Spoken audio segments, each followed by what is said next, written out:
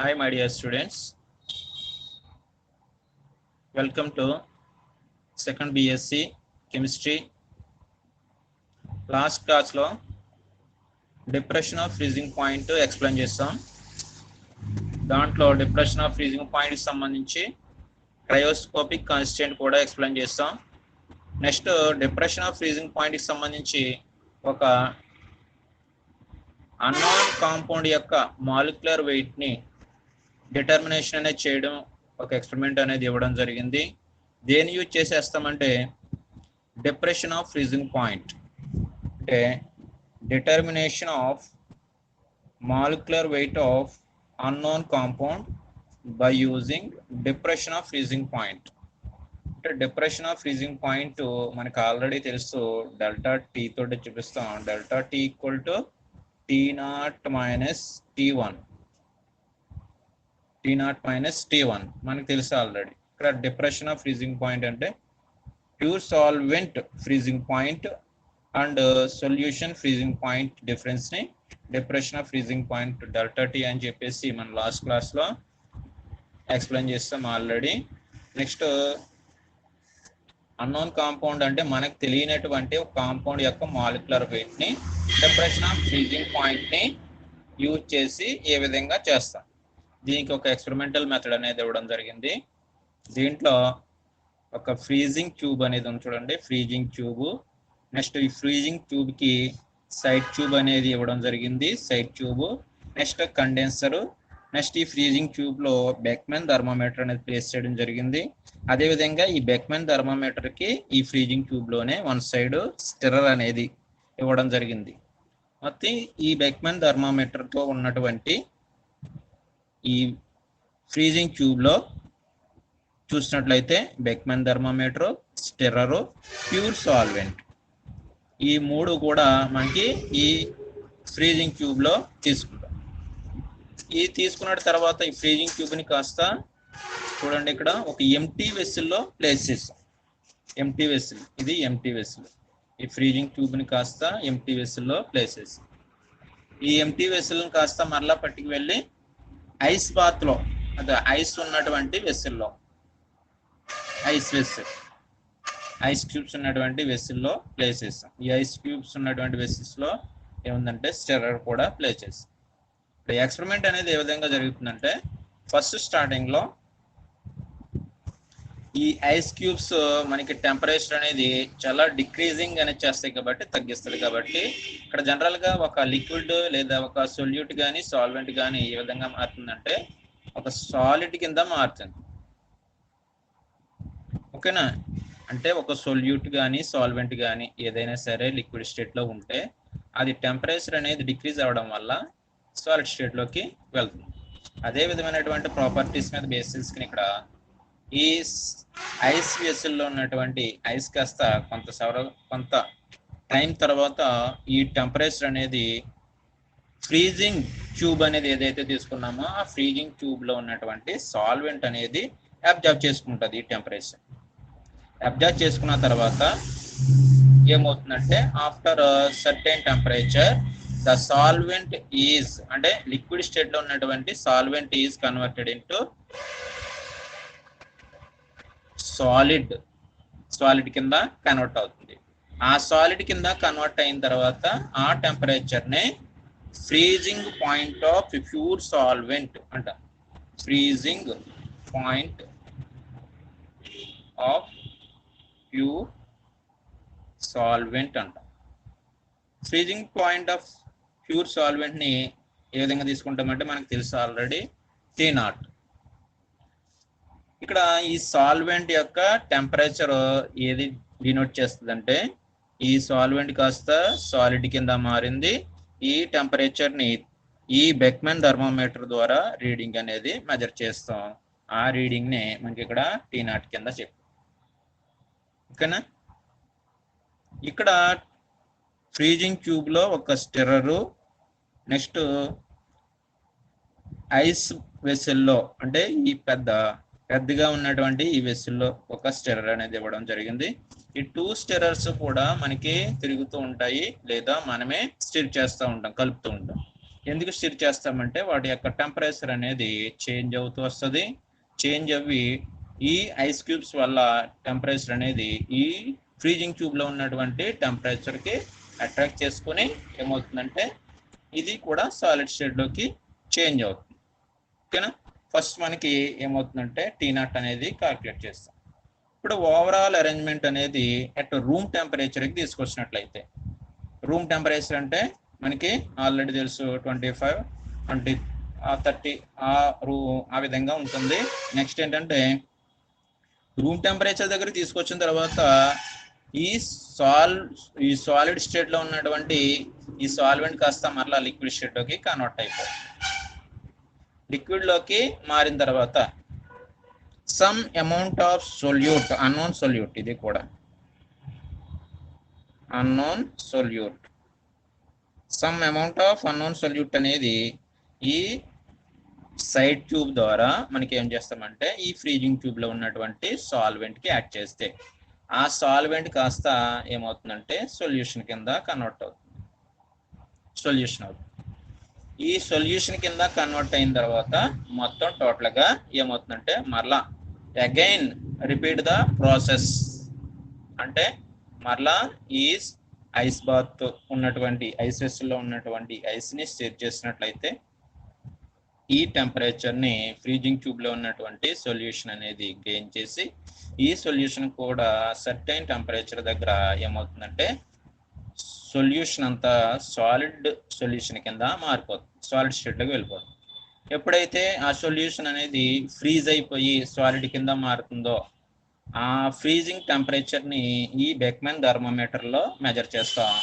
ఆ టెంపరేచర్ ని ఏ విధంగా తీసుకుంటామంటే freezing point of solution, freezing point of solution మనకు తెలుసు, అది ఏమంటామంటే T1 కింద తీసుకుంటాం. ఆల్రెడీ మనకి ఫస్ట్ చూసాం ఇక్కడ ఫ్రీజింగ్ పాయింట్, ఇక్కడ డెల్టా T తీసుకున్నట్లయితే depression of freezing point T0 minus T1 అనేది తెలుసు. అదేవిధంగా మనకి ఆ సొల్యూషన్ యొక్క depression of freezing point delta T equal to ఏమైనా వస్తుందంటే ఇక్కడ మొత్తం ప్యూర్ సాల్వెంట్ యొక్క ఫ్రీజింగ్ పాయింట్ అండ్ సొల్యూషన్ యొక్క ఫ్రీజింగ్ పాయింట్ రెండు కూడా చూసుకున్నట్లయితే T0 మైనస్ T1 కింద వస్తుంది.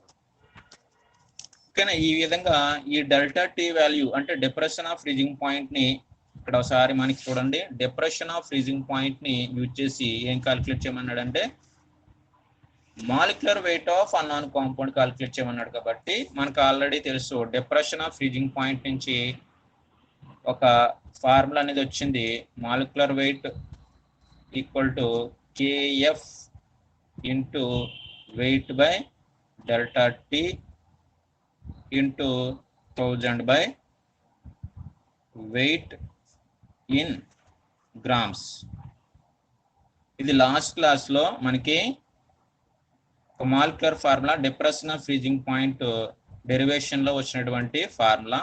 ఈ ఫార్ములాలో డెల్టా T వాల్యూ అనేది ఇక్కడ వచ్చినటువంటి వాల్యూ అనేది ఈ ప్లేస్ లో ప్లేస్ చేసినట్లయితే మనకి డెల్టా Tకి మాలిక్యులర్ వెయిట్ కి మధ్య రిలేషన్ అనేది వస్తుంది.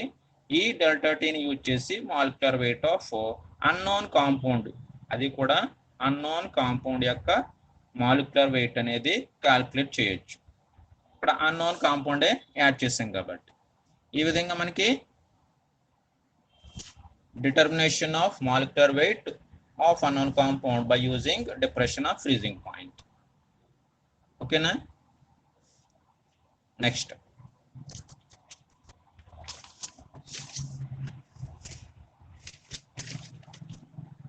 చూడండి, నెక్స్ట్ ప్రాపర్టీ ఏంటంటే కాలిగేటివ్ ప్రాపర్టీస్ లో next the fourth property osmosis and osmotic pressure అని ఆల్రెడీ మనం డిస్కస్ చేస్తాం. దీంట్లో ఆస్మాసిస్ అంటే నెక్స్ట్ ది ఆస్మాసిస్ మీరు ఆల్రెడీ ప్రీవియస్ క్లాస్ లో వినే ఉంటారు. ఆస్మాసిస్ అంటే solvent, only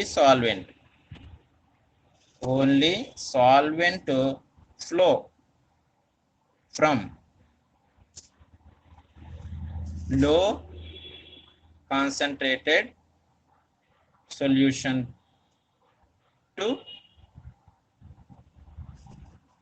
high concentrated solution through a semi permeable membrane. అంటే ఒక సెమీ పెర్మియబుల్ మెంబ్రేన్ ద్వారా ఒక సాల్వెంట్ అనేది లో కాన్సన్ట్రేటెడ్ సొల్యూషన్ నుంచి హై కాన్సన్ట్రేటెడ్ సొల్యూషన్ లోకి పాస్ అయినట్లయితే, ఫ్లో అయినట్లయితే అటువంటి ప్రాసెస్ ఏమంటారంటే ఆస్మాసిస్ అని చెప్తారు. ఆస్మాసిస్. ఫర్ ఎగ్జాంపుల్ ఒక వెసిల్ తీసుకున్నట్లయితే ఆ వెసిల్లో 2 కాన్సన్ట్రేటెడ్ సొల్యూషన్స్ అనేవి, ఒక సొల్యూషన్ అనేది మనకి ఒక సెమీ పెర్మియబుల్ మెంబ్రేన్ ద్వారా, సెమీ పెర్మియబుల్ మెంబ్రేన్ అంటే ఈ సెమీ పెర్మియబుల్ మెంబ్రేన్ ద్వారా ఏం చేస్తామంటే ఓన్లీ సాల్వెంట్ మాత్రమే ఫ్లో అవుతుంది, సాల్వెంట్ మాత్రమే ఫ్లో అవుతుంది. ఫర్ ఎగ్జాంపుల్ ఇక్కడ లో కాన్సన్ట్రేటెడ్ సొల్యూషన్ తీసుకున్నాం, ఇక్కడ హై కాన్సన్ట్రేటెడ్ సొల్యూషన్ తీసుకున్నాం ఒకే వెస్సెల్లో. ఇప్పుడు ఆస్మాసిస్ ఏ విధంగా జరుగుతుందంటే లో కాన్సన్ట్రేటెడ్ సొల్యూషన్ నుంచి హై కాన్సన్ట్రేటెడ్ సొల్యూషన్ లోకి ఓన్లీ ఈ సెమీ పెర్మియబుల్ మెంబ్రేన్ ద్వారా, ఇది ఒక మెంబ్రేన్ అనుకున్నట్లయితే దీన్ని, ఈ మెంబ్రేన్ ద్వారా ఇక్కడ నుంచి లో కాన్సన్ట్రేటెడ్ సొల్యూషన్ నుంచి హై కాన్సన్ట్రేటెడ్ సొల్యూషన్ లోకి ఏమవుతుందంటే ఓన్లీ సాల్వెంట్ మాత్రమే పాస్ అవుతుంది, సాల్వెంట్ మాత్రమే ఫ్లో అవుతుంది. అంటే సెమీ పెర్మియబుల్ మెంబ్రేన్ ద్వారా ఏం పాస్ అవుతుందంటే ఓన్లీ సాల్వెంట్. ఈ విధంగా సాల్వెంట్ లో కాన్సన్ట్రేషన్ సొల్యూషన్ నుంచి హై కాన్సన్ట్రేటెడ్ సొల్యూషన్ లోకి పాస్ అవడాన్ని ఏమంటారంటే ఆస్మాసిస్ అని చెప్తారు. ఇది ఎప్పటి వరకు జరుగుతుందంటే ఈ 2 సొల్యూషన్స్ యొక్క కాన్సన్ట్రేషన్ అనేది ఈక్విలిబ్రియం స్టేట్స్ కి, అంటే ఈక్విలిబ్రియం అనేది రెండాట్ల మధ్యన ఫామ్ అయ్యే వరకు, ఈక్విలిబ్రియం స్టేట్ కి వచ్చే వరకు ఏం జరుగుతుందంటే ఈ ఆస్మాసిస్ ప్రాసెస్ అనేది జరుగుతుంది. ఓకేనా. Next osmotic pressure. Osmotic pressure అంటే ఏంటి? ఆస్మాటిక్ ప్రెజర్ ని పైతో చూపిస్తాం. పై ఇక్కడ ఆస్మాటిక్ ప్రాసెస్ అంటే to prevent the osmosis, to prevent the osmosis process by applying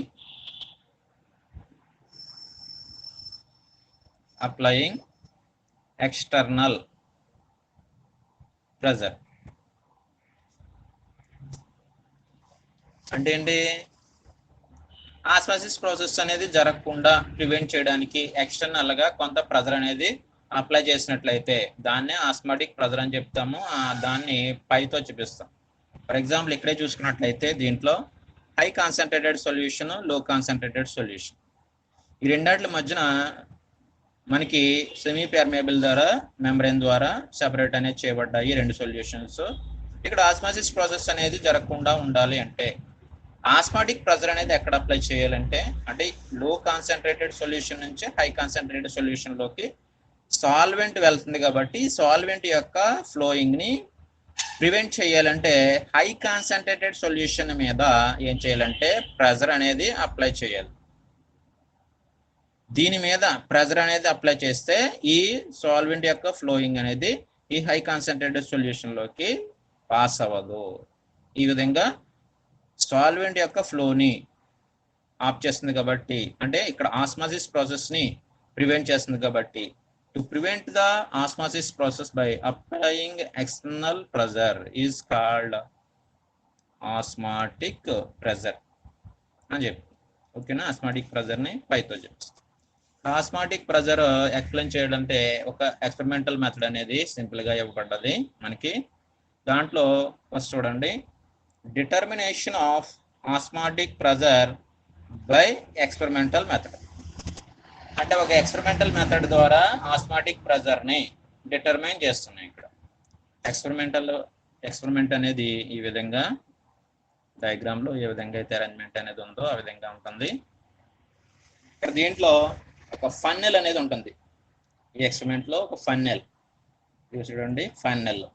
ఈ ఫన్నెల్ కి కవర్ చేసి మౌత్ దగ్గర ఏముంటుందంటే semi permeable membrane. Semi permeable membrane తో ఈ ఫన్నెల్ యొక్క మౌత్ అనేది క్లోజ్ చేసి ఉంటుంది. ఈ మెంబ్రెయిన్ ద్వారా ఏం పాస్ అవుతుందని మనకు తెలుసు ఆల్రెడీ, ఓన్లీ సాల్వెంట్ మాత్రమే ఫ్లో అవుతుంది తప్ప సొల్యూట్ అనేది ఫ్లో అవ్వదు. ఓకేనా. నెక్స్ట్ ఈ ఫన్నెల్లో మనకి ఏం తీసుకుంటామంటే షుగర్ సొల్యూషన్ అనేది తీసుకున్నాడు. షుగర్ సొల్యూషన్ అనేది తీసుకుని ఆ ఫన్నెల్ని కాస్త ప్యూర్ సాల్వెంట్ ఉన్నటువంటి వెసిల్లో ప్లేస్ చేశాడు ఇన్ ద డయాగ్రామ్ లో ఫిగర్ లో మనకి ఏ విధంగా అయితే చూపించాడో ఆ విధంగా అరేంజ్మెంట్ అనేది ఉంది. ఈ ఫన్నెల్ని కాస్త ఈ విధంగా ఈ యొక్క స్టాండ్ కి రిటార్ట్ స్టాండ్ కి హ్యాంగ్ చేస్తాం. ఇక్కడ కూడా మనకు జరిగేటటువంటిది ఏంటంటే ఆస్మాసిస్ ప్రాసెస్ జరుగుతుంది. ఆస్మాసిస్ ప్రాసెస్ జరుగుతూ మనకి ఒక ప్రెజర్ అనేది అప్లై చేసినప్పుడు లేదా ఆస్మాసిస్ ప్రాసెస్ అనేది జరిగినప్పుడు ఈ షుగర్ సొల్యూషన్ యొక్క కాన్సన్ట్రేషన్ లో ఏ విధమైనటువంటి చేంజెస్ అనేవి వచ్చినాయి. ఆస్మాసిస్ ప్రాసెస్ అనేది ఏ విధంగా జరిగిందో సారీ ఈ ఎక్స్పెరిమెంట్ ద్వారా మనకు తెలుస్తుంది. ఈ విధంగా అరేంజ్ చేసిన తర్వాత ఈ ఫన్నెల్ని కాస్త ప్యూర్ సాల్వెంట్ లో ప్లేస్ చేస్తాం.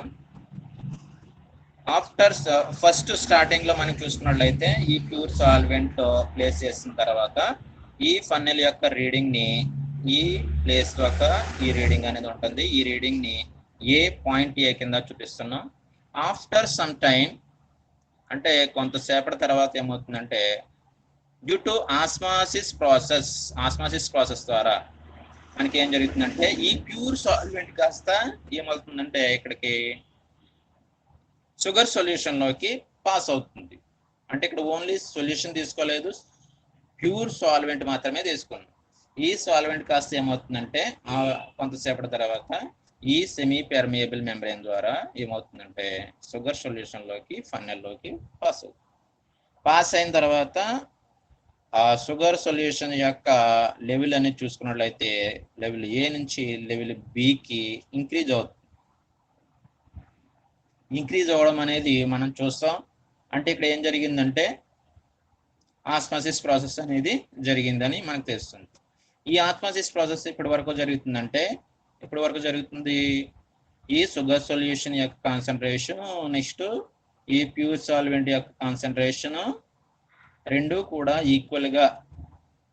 ఈక్విలిబ్రియం అనేది ఫామ్ అయ్యే వరకు జనరల్ గా జరుగుతుంది. కానీ ఇది ఒక ఎక్స్పెరిమెంట్ ద్వారా చేస్తున్నాం. ప్యూర్ సాల్వెంట్ మాత్రమే సొల్యూషన్ లోకి, అది కూడా షుగర్ సొల్యూషన్ లో పాస్ అవుతుంది. ఇక్కడ డిటర్మినేషన్ ఆఫ్ ఆస్మాటిక్ ప్రెజర్ అని చెప్పాం కాబట్టి ఈ ఆస్మాటిక్ ప్రెజర్ ని ఎక్స్ప్లెయిన్ చేయడానికి మాత్రమే ఈ ప్రాసెస్ అనేది ఉపయోగిస్తున్నాం.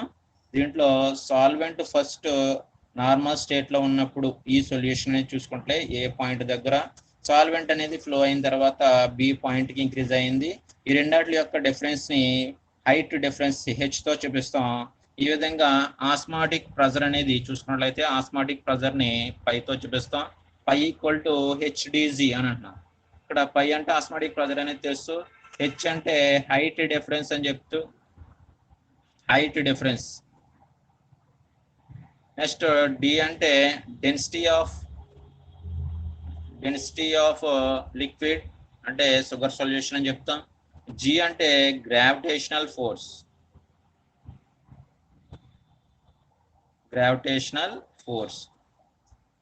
ఓకేనా. ఈ విధంగా హెచ్ మనకు ఆల్రెడీ ఈ రెండాట్ల మధ్య డిఫరెన్స్ హెచ్ అని చెప్పాం. డెన్సిటీ అంటే ఈ లిక్విడ్ యొక్క డెన్సిటీ కింద తీసుకుంటాం.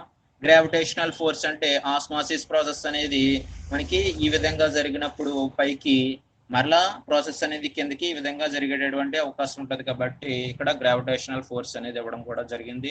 ఈ విధంగా osmotic pressure pi equal to HDG ఈ ఫార్ములాని యూజ్ చేసి ఎక్స్పెరిమెంట్ ద్వారా మనకి ఎక్స్ప్లెయిన్ చేస్తాం. ఓకేనా. నెక్స్ట్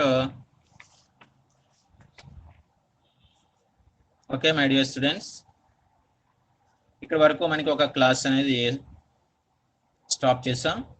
నెక్స్ట్ క్లాస్లో దీనికి కంటిన్యూస్ అనేది ఇంకొక ఎక్స్పెరిమెంట్ అనేది అనదర్ ఎక్స్పెరిమెంట్ అనేది ఉన్నది, అది ఎక్స్ప్లెయిన్ చేస్తాం. దీంట్లో ఏమైనా డౌట్స్ ఉంటే మీకు అడగండి కాల్ చేసి. Thank you.